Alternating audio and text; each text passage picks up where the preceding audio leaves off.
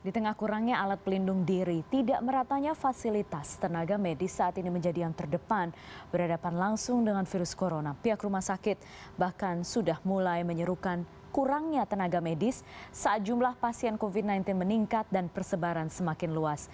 Apa yang dihadapi para tenaga medis? Bagaimana Anda, saya bisa membantu mereka? Kita bahas malam ini, sudah hadir, sudah bergabung bersama saya malam hari ini melalui sambungan telepon dua-duanya. Ada Dr. Erlina Burhan, dokter spesialis paru Rumah Sakit Persahabatan, yang juga Ketua PDPI Cabang Jakarta. Selamat malam, Dr. Erlina. Selamat malam. Selamat malam Ibu, terima kasih sudah bergabung. Saya akan menyapa satu narasumber saya lagi, yaitu Bapak Welas Rianto, Ketua Umum DPP HIPGABI, Himpunan Perawat Gawat Darurat dan Bencana Indonesia, yang juga seorang perawat di salah satu rumah sakit di Jakarta. Pak Welas, selamat malam. Selamat malam. Pak Welas, sangat menyenangkan mendengarkan suara Anda yang begitu semangat dan juga Dr. Erlina tadi. Mungkin bisa langsung saya gali dari Anda berdua malam hari ini. Anda berdua ini kalau kita semuanya work from home, Anda berdua bisa saya katakan away from home ya Pak Welas? Siap. Siap. Dr. Erlina juga begitu ya dok? Away from home? Yes, exactly. Exactly. Sudah berapa lama Ibu kalau misalnya di Rumah Sakit Persahabatan, seperti apa sih shiftnya dokter? Ya, jadi kebetulan Rumah Sakit Persahabatan ini dokter dan perawatnya cukup banyak dan kita memang pusat respirasi, tetapi karena pasien juga banyak dan kita mulai membagi-bagi tim. Jadi ada tim dibagi per minggu, kemudian istirahat, nanti ada tim baru lagi itu untuk dokternya. Sementara untuk perawatnya kalau sudah jaga malam, besoknya mereka libur, baru nanti masuk lagi. Tapi kita berusaha supaya petugas medis ini jangan kelelahan. Dok, kalau Dokter Erlina sendiri masuknya berapa hari, shiftnya kalau misalnya masuk berapa jam? Kemudian istirahatnya berapa hari dan berapa jam? Kami punya tim, kalau sekali masuk itu 3 jam. Karena pasiennya banyak dengan baju astronot. Nah, sementara saya karena mensupervisi medis ini untuk semua pasien, saya dibebaskan tidak masuk, tapi saya berada di nurse station dan melihat pasien dari CCTV dan juga data-data yang diberikan kemudian dicatat oleh perawat yang masuk maupun dokter yang masuk. Nah, di nurse station berapa jam itu dokter? Ya itu cukup lama, kadang berulang-ulang karena ada data perawat, ada data dari dokter, dan kemudian juga saya waktu di awal-awal secara rutin saya setiap hari sampai Sabtu Minggu memberikan edukasi dan juga update kepada keluarga pasien. Tapi kemudian ini kita ubah karena itu cukup melelahkan. Saya hanya bertemu rutin dengan keluarga pasien sekarang hari Senin dan Kamis. Selebihnya itu diambil alih oleh istilahnya DPJP. DPJP adalah dokter penanggung jawab yang punya tanggung jawab satu dokter untuk beberapa pasien. Dok, menarik tadi dokter mengatakan cukup melelahkan memberikan penjelasan berhadapan dengan keluarga pasien. Memang seperti apa dok? Kendalanya apa? Tantangannya apa dok? Waduh, ini karena masyarakat nggak siap ya dengan isolasi itu. Mereka tidak mengerti tentang tata cara ruang isolasi dan wabah. Dan kebetulan pasien kami banyak dari kalangan atas, sehingga mereka dari awal menganggap ini akan mendapat perlakuan seperti situasi normal. Punya kelas 1, VIP dan lain. Dan saya selalu katakan bahwa di ruang isolasi ini sama semua. Semua pasien diperlakukan sama dan kita tidak mengenal kelas, dan juga kita petugas kesehatan tidak berlama-lama untuk satu pasien. Oke dok, satu pasien itu dipegang berapa dokter, berapa perawat sih dok kalau di Rumah Sakit Persahabatan? Idealnya? Ya, jadi pasien kita kan ada di ruangan itu antara 20 sampai 24 setiap harinya. Dan itu masing-masing dari mereka. Jadi kita berbagi jadwal. Ya. Berbagi jadwal untuk masuk, kita ada tim.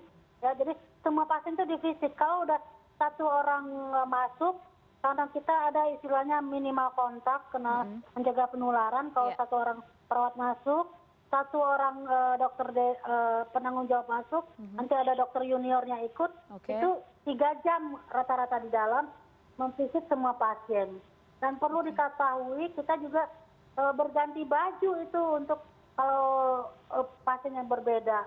Dan baju astronot itu kan yang kita punya sekali pakai, kemudian kita nggak pakai lagi. Dok, saya ingin gambarannya lagi. Jadi kalau misalnya masuk ke tempat ruang isolasi gitu ya, ada 20 sampai 24 pasien gitu ya dok ya? Iya. Itu berarti ada 3 dokter yang masuk visit kepada semua pasien gitu ya dok? Iya. Oke, dan untuk 1 hari ya. Untuk 1 harinya, sekitar 3 jam kurang lebih. Itu pakai baju astronot full, kemudian setelah dari sana, baju astronotnya harus buru-buru dibuka dong dok? Dibuka dan itu single use ya, jadi nggak bisa dipakai lagi. Dan kemudian semuanya itu masing-masing harus mandi dan berganti baju. Harus langsung mandi? Ya, ada disediakan kamar mandi khusus buat yang petugas yang masuk. Wow. Jadi dalam 1 hari itu ada berapa shift dokter kalau misalnya di persahabatan? Ya, jadi kalau ada yang mau melakukan foto ronsen juga kan alatnya di dalam. Iya. Ada lagi petugasnya, ada lagi yang bagian gizi yang mengatur makanan, ada lagi yang dari lab untuk mengambil swab atau mengambil darah. Nah itu cukup banyak, jadi makanya kita tidak berlama-lama karena minimal kontak. Nah ini kadang-kadang tidak dimengerti oleh keluarga, sangat harus kayak di swasta gitu loh ya, kalau ngebel harus datang gitu. Jadi saya hari ke hari menerangkan, tolong dimengerti. Kadang-kadang sampai keluarga pasien yang mungkin baru tidak mengerti, marah-marah, menanyakan hasil lab atau hasil ronsen yang mestinya kita tidak perlu rinci ya. Dok, itu panasnya kayak apa dok pakai baju astronot itu dok? Kenapa? Panas banget nggak pakai baju astronot itu? Panas. Panas banget ya dok? Langsung? Ya. Oke. Dan itu harus dipakai kalau misalnya di RS Persahabatan 3 jam ya dok ya? Iya, paling lama 3 jam, tapi ada juga yang 2 jam udah selesai. Oke, dok, nanti kita akan ke dokter lagi. Tapi saya sekarang mau menyapa seorang perawat dulu nih dok, namanya Pak Welas Rianto. Pak Welas. Ya, Elsa. Ya, Pak Welas, bagaimana di rumah sakit tempat Anda bekerja? Shiftnya kalau perawat seperti apa Pak Welas? Kalau tadi kan dokter 3 jam gitu, kalau perawat bagaimana nih? Kalau perawat di rumah sakit kami itu shiftnya dalam 24 jam itu 3 shift. Berarti 8 jam? Ya, 8 shift pagi, jam 8 pagi sampai jam 3 sore, jam 3 sore sampai 9 malam, 9 malam sampai jam 8 pagi lagi. Oke. Itu full menggunakan, kalau misalnya Pak Welas apakah juga menggunakan baju astronot itu?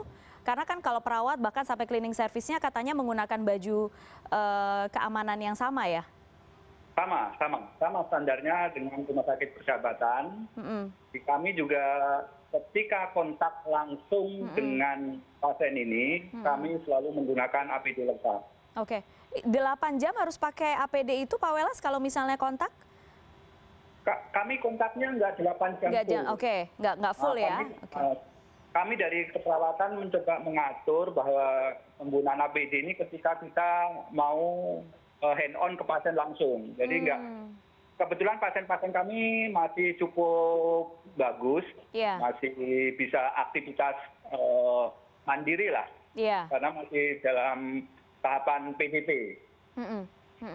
Apakah betul Pak Welas sampai tidak bisa pulang?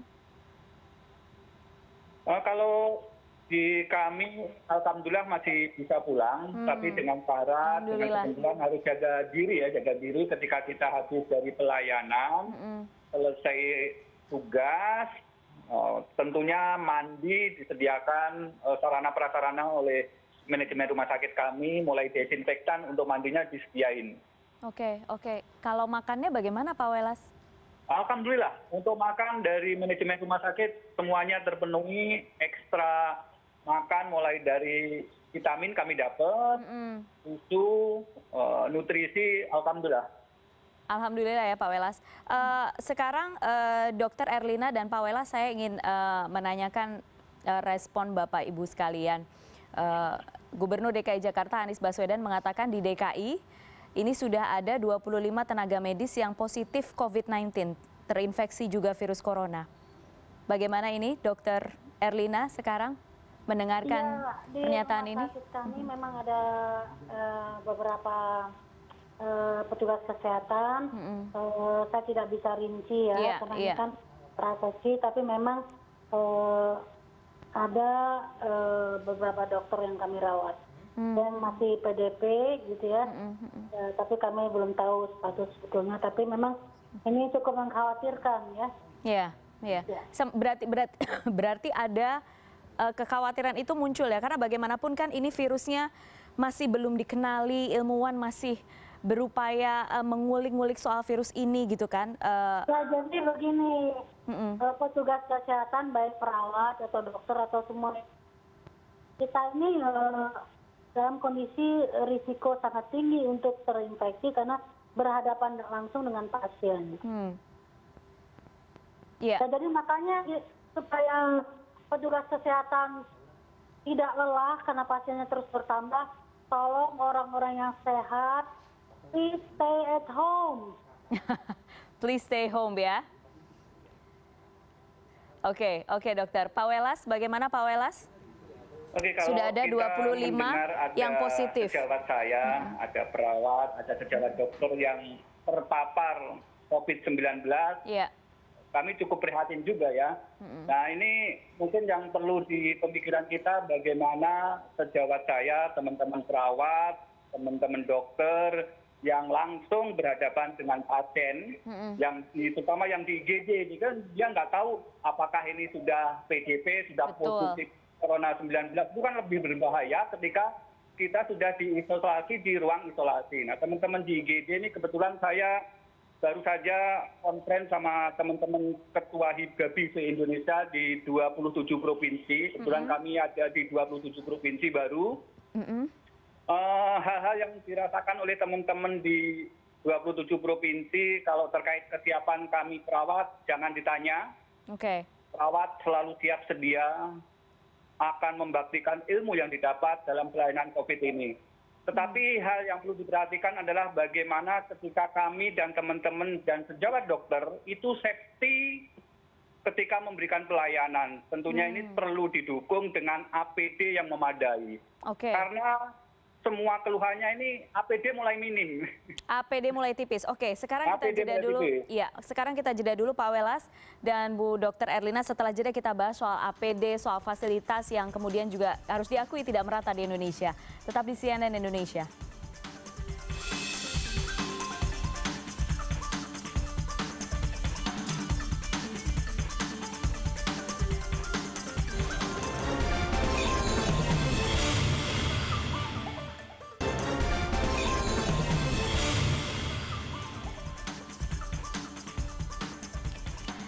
Ya, Anda masih bersama kami di CNN Indonesia. Kami masih juga berbincang melalui sambungan telepon dengan Dr. Erlina Burhan, dokter spesialis paru di Rumah Sakit Persahabatan dan juga perawat Pak Welas Rianto, Ketua Umum DPP HIPGABI, perawat di salah satu rumah sakit di DKI Jakarta. Dr. Erlina dan Pak Welas, kita sekarang membahas soal yang real terjadi di lapangan sehari-hari.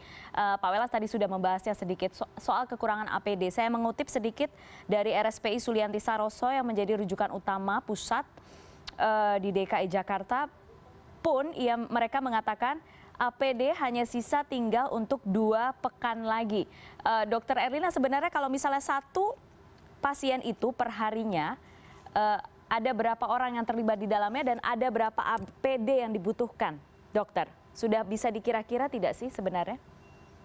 Ya, kalau saya tidak jelas sekali pertanyaannya, tapi sepertinya tentang APD ya, ini diputus-putus sinyalnya. Oh iya, baik Ibu. Saya ingin menyampaikan bahwa alhamdulillah di Rumah Sakit Persahabatan APD-nya masih cukup, tapi kami khawatir kalau pasien terus bertambah, ini suatu ketika juga akan menipis. Tapi saya mendapat banyak keluhan dari dokter-dokter paru seluruh Indonesia bahwa rumah sakit mereka itu APD-nya sangat-sangat minim sekali.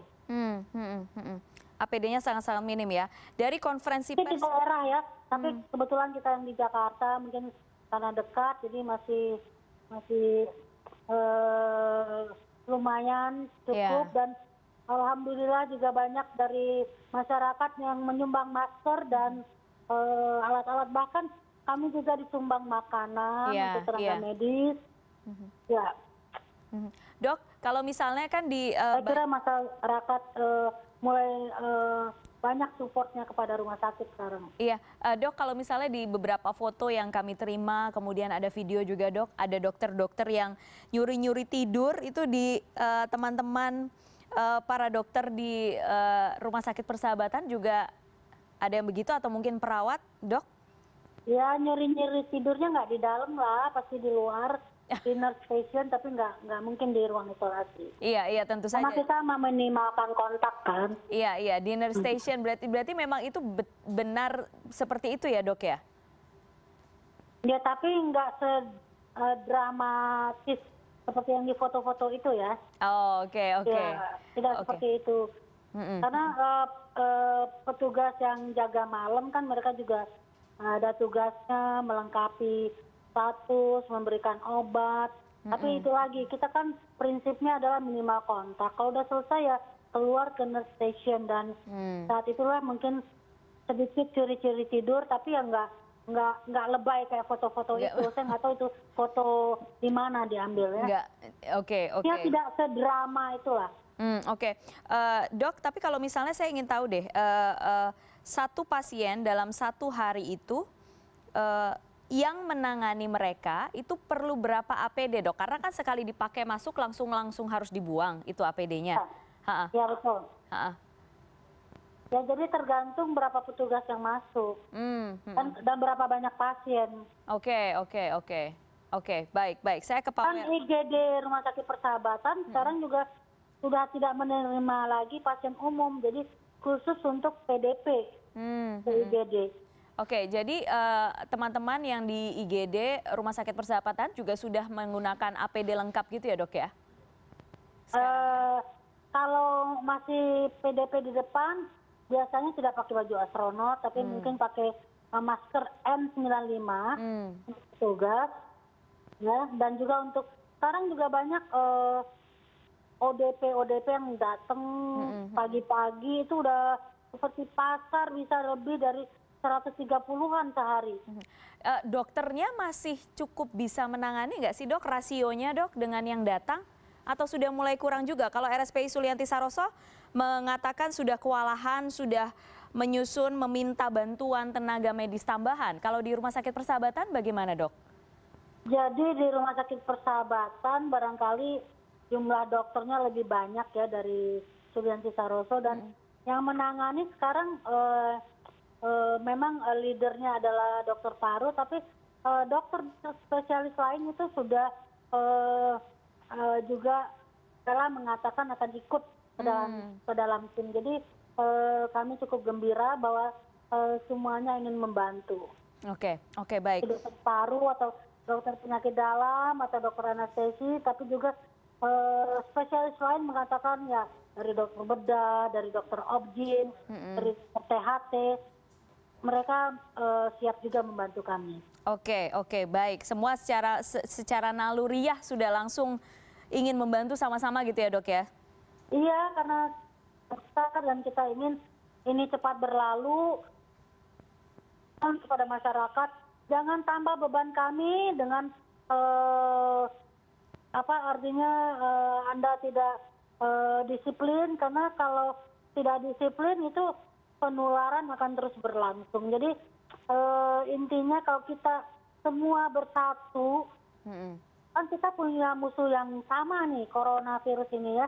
Tapi kalau kita bersatu, itu kita bisa melawannya. Salah satunya adalah dengan mencegah penularan. Kalau penularan bisa kita cegah, maka kemungkinan besar jumlah pasien tidak akan terus bertambah. Walaupun bertambah, mungkin peak-nya tidak terlalu tinggi, Oke. mungkin sedikit-sedikit. Nah kalau sedikit kan yang ke rumah sakit juga sedikit. Dan saya menghimbau juga bagi yang sakit, bagi yang demam, please stay at home, jangan keluar, jangan berinteraksi dengan orang lain. Karena penularannya ini kan kita semua tahu lewat interaksi kan, interaksi yang dekat.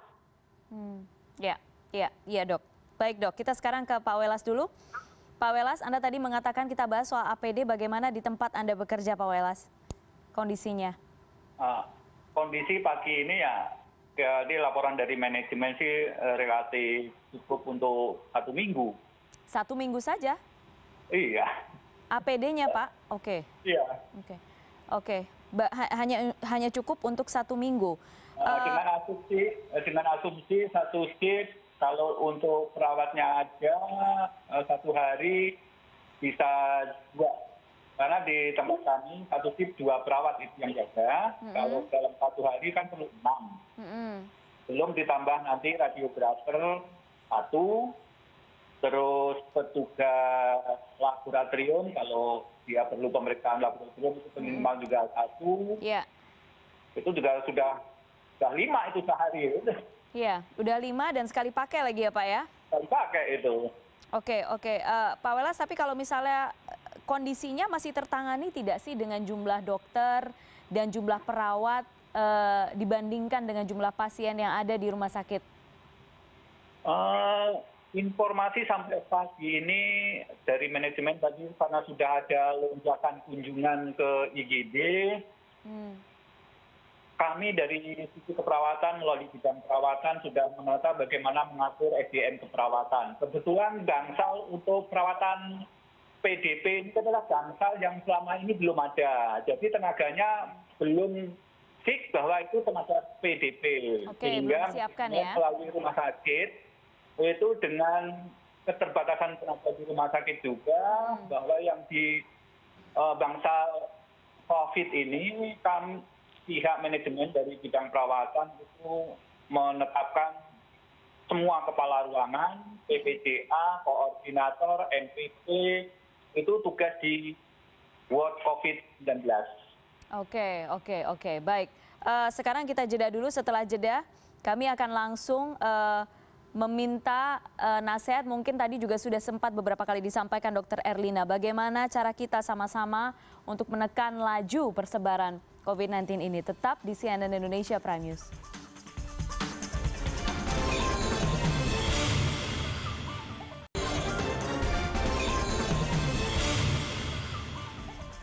Anda kembali bersama kami di CNN Indonesia Prime News. Kita sudah sampai di segmen terakhir dialog, segmen ketiga kita.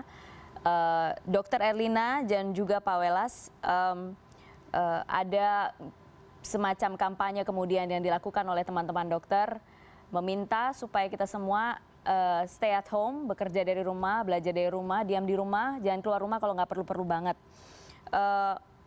Seberapa efektif kira-kira hal itu bisa menekan laju persebaran ini, Dr. Erlina? Ya, jadi kalau seandainya semua masyarakat disiplin, kalau tidak perlu hanya tinggal di rumah, dan tapi bukan saja social distancing yang bisa mencegah, tapi juga perilaku yang lain. Contohnya adalah kalau demam atau batuk, ya demam tinggal di rumah juga, kalau batuk pakai masker, ya. Dan cuci tangan buat yang sehat. Tapi kombinasi inilah kombinasi social distancing, pakai masker, cuci tangan, makan yang cukup, istirahat yang cukup. Barangkali ini bisa melambatkan penularan sekitar 50% lah. Kalau dengan rapid test yang akan dilakukan, Dr. Erlina, apakah itu menurut Anda juga bisa artinya kita semakin cepat tahu, semakin cepat tracing, semakin gimana? Jadi rapid test ini kan cuma screening ya, belum untuk definitif. Karena untuk diagnosis yang confirm adalah dengan PCR kan, dengan RT-PCR, periksa DNA. Tapi menurut saya rapid test ini ada tempatnya, cuman harus hati-hati karena ada yang lihat dulu rapid testnya kan yang tersedia adalah rapid test yang periksa darah ya. Itu Periksa baru darah, bisa ya. positif kalau sudah ada gejala. Ya. Jadi sudah ada gejala baru dia positif. Nah ini hanya screening saja bahwa ini sudah ada antibodi dari virus.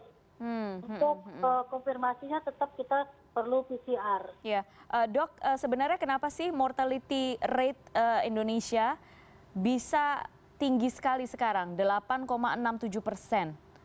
Karena kemungkinan bahwa yang datang ke rumah sakit itu rata-rata yang sudah berat, bukan yang ringan. Dan juga banyak penyakit penyerta lainnya. Contohnya di rumah sakit saya ini adalah umumnya yang meninggal yang usia tua dan punya penyakit lainnya. Meninggal, usia tua, dan punya penyakit penyerta lainnya. Ya, jadi makanya itu kalau memang punya penyakit penyerta dan kemudian demam dan batuk, segeralah ke rumah sakit ya. Tapi buat yang masih muda, Anda kemungkinan tidak terlalu kelihatan gejalanya, tetapi mungkin terpapar, makanya istirahatlah di rumah, ya supaya juga tidak menularkan kepada orang lain. Kita belajar dari Italia ya, anak-anak mudanya merasa sehat lalu berjalan kemana-mana, menularkan kemana-mana, menularkan kakek neneknya, menularkan orang tuanya. Ya, Oke. demikian. Oke, baik. Saya ke Pak Welas sekarang. Pak Welas, bagaimana supaya saya nih, masyarakat umum, bukan tenaga medis, bisa membantu meringankan pekerjaan Pak Welas, perawat, dokter, dan sejawat lainnya, Pak Welas? Oke, sebenarnya membantu itu cukup kami perlukan untuk masyarakat Indonesia cukup mudah tinggal di rumah. Tinggal di rumah itu adalah salah satu bentuk yang bisa dilakukan mempermudah kami memberikan pelayanan di rumah sakit. Percayakan kami, perawat, dokter akan memberikan yang terbaik untuk keluarga masyarakat yang perlu mendapatkan penanganan dari tim medis. Pak Welas? Dan saya yakin perawat-perawat di Indonesia pasti akan memberikan yang terbaik sesuai dengan arahan Bapak Ketua Umum PPNI kita, Bapak Hari Padilla, bahwa perawat siap memberikan yang terbaik untuk masyarakat. Dan terutama perawat-perawat IGD yang selalu siap sedia dalam kondisi apapun, teman-teman HIPGABI di 27 provinsi siap memberikan yang terbaik untuk masyarakat Indonesia. Dengan fasilitas yang tidak merata sekalipun ya, Pak Welas ya? Seyogianya pemerintah memberikan apresiasi kepada kami dengan APD yang minim, kami tetap memberikan pelayanan yang terbaik, apalagi ketika pemerintah mau mensupport itu semuanya sehingga merata penanganan ini bisa diberikan yang terbaik untuk teman-teman yang sedang bertugas. Jadi rasa was-was akan tertular itu lebih minim dan itu akan memberikan semangat yang lebih baik lagi ketika memberikan pelayanan kepada masyarakat. Oke, Dokter Erlina, ada terakhir yang ingin Anda sampaikan, Dokter? Iya, saya memang minta juga kepada seperti Pak Welas tadi minta support dan kolaborasi dari masyarakat untuk saling mengingatkan, menjaga diri agar tidak banyak yang tertular dan tidak banyak yang terjangkit. Karena kalau lebih banyak yang sehat daripada yang sakit, itu juga akan sangat membantu kami di rumah sakit ini. Baik, kami sudah kewalahan dan buat pemerintah tolong di daerah-daerah agar APD ini dilengkapi. Saya dapat banyak keluhan dari teman-teman sejawat yang di daerah bahwa APD mereka sudah menipis. Baik, Dokter Erlina, semoga segera didengarkan tadi dari konferensi pers yang disampaikan Pak Ahmad Yuryanto, sudah ada 10.000 APD tersedia, bisa dan akan segera disalurkan oleh Dinas Kesehatan masing-masing provinsi. Semoga segera terrealisasi. Alhamdulillah. Alhamdulillah, amin. Dokter Erlina Burhan, terima kasih banyak sudah bergabung malam ini. Pak Welas, terima kasih. Terima kasih. Salam buat teman-teman HIPGABI seluruh Indonesia. Saya apresiasi buat teman-teman perawat di gawat darurat, baik di prahospital maupun di intrahospital yang tetap memberikan pelayanan yang terbaik buat masyarakat kita, buat bangsa Indonesia. Sekali lagi apresiasi buat teman-teman perawat semuanya. Baik, selamat siap. bertugas, kita lawan COVID-19, kita pasti menang. Sama-sama kita lawan. Dr. Erlina, Pak Welas, terima kasih banyak. Jaga kesehatan. Terima kasih banyak. Terima kasih, selamat malam. Ya, setelah sterilisasi beberapa ruang publik, hari ini giliran kawasan wisata Malioboro mendapat penyemprotan disinfektan. CNN Indonesia Prime News segera kembali.